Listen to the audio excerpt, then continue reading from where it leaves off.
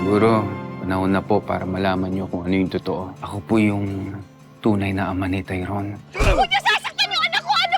Pasok! Kailangan niyo sa amin! Saan niyo kami dadalhin? Nagkataon lang na kailangan may mangyaring aksidente sa inyong mag-ina. Dito! Dito!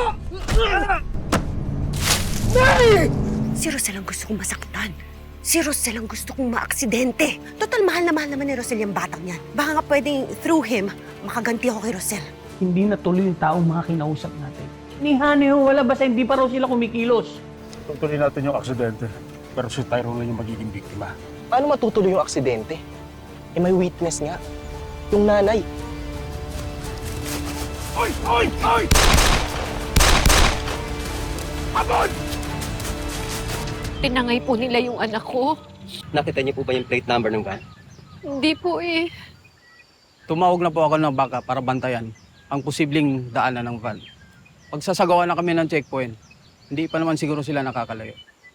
Sir, tulungan niyo po yung anak ko. Wala ho siyang kalaban-laban sa mga dumukot sa kanya. May mga baril po sila. Parang awa niyo na nakikiusap po ako sa inyo. Tulungan niyo po ako. Hanapin po natin yung anak ko. Meron mo kayong idea kung sino pwedeng gumawa nito? Baka may nakaaway kayo. O may nangyari recently na maaari tayong connect sa nangyaring ito. Isa lang ang alam ko. Sabi mo sa akin na totoo, sino ang ama ni Tyrone?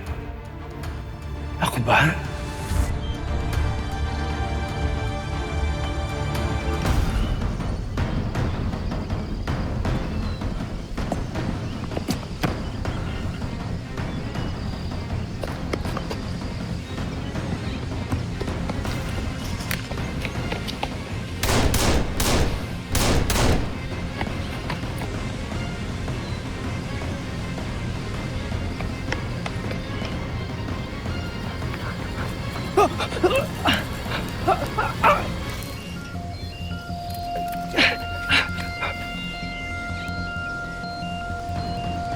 Abon!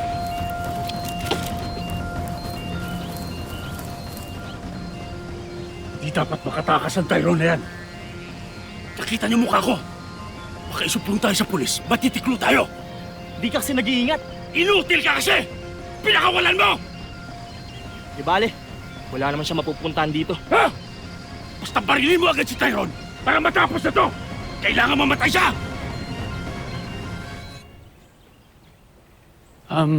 Dumating na ba nanay mo? Hindi pa. Bakit bigla mo silang hinahanap? Ba, naturalmente, asawa ko yun. Asawang niloloko? Handa ka sa pananalita mo, ha? Really, bakit? Totoo naman, di ba? Mahal ko nanay mo, ano ka ba? Wait lang. Alin doon? Kasi dalawa sila, di ba? Ano ba pinagsasabi mo? Hello, Rosel. Hello, Darius?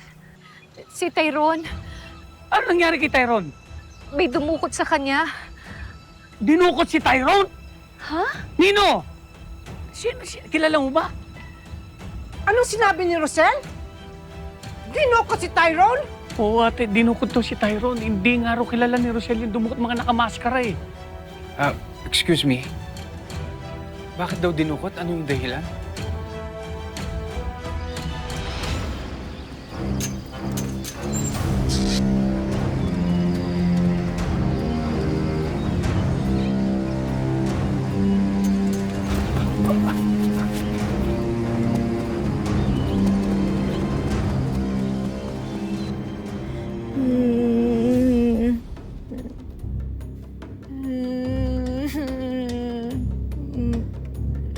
Bel?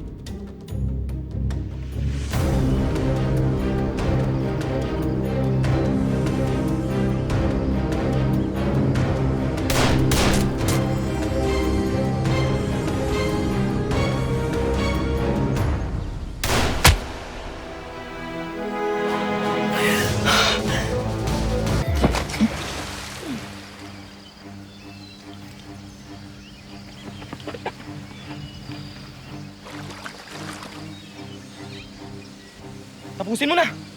Ano bang tatapusin mo dyan? Tapos na eh. Babayin pa ba natin? Sira ka ba? taas niyan, siguradong tigok na yan. Umalis na tayo dito. Bago kami makakita sa atin.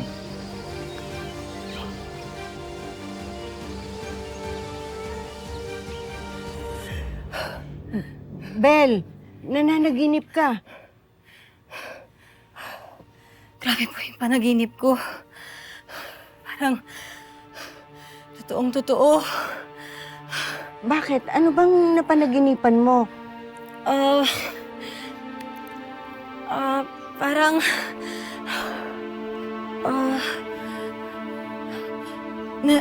nalulunod ako.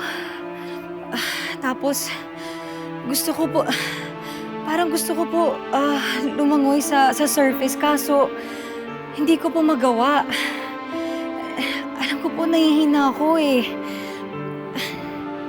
Tsaka parang may sugat ako sa katawan ko. Hindi ko na alam. Parang hindi ako makahinga. Binangungot ka. Baka kasi kung ano-ano iniisip mo. Hindi po eh. Nagbabasa lang po ako eh. Tapos, promise po, wala po akong iniisip.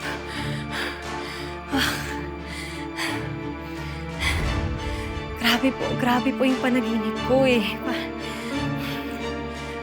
Parang totoong totoo eh. Ramdam na ramdam ko eh. Parang mamamatay ako.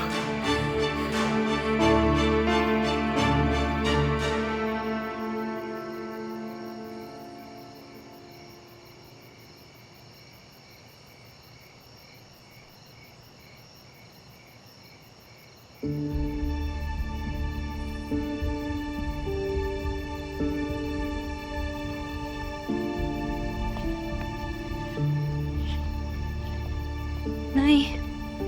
Dali. Marius. Shell, wala ka bang naalala man lang sa mga lalaking tumutok sa inyo na baril? Wala eh. Kasi nakamaskara sila.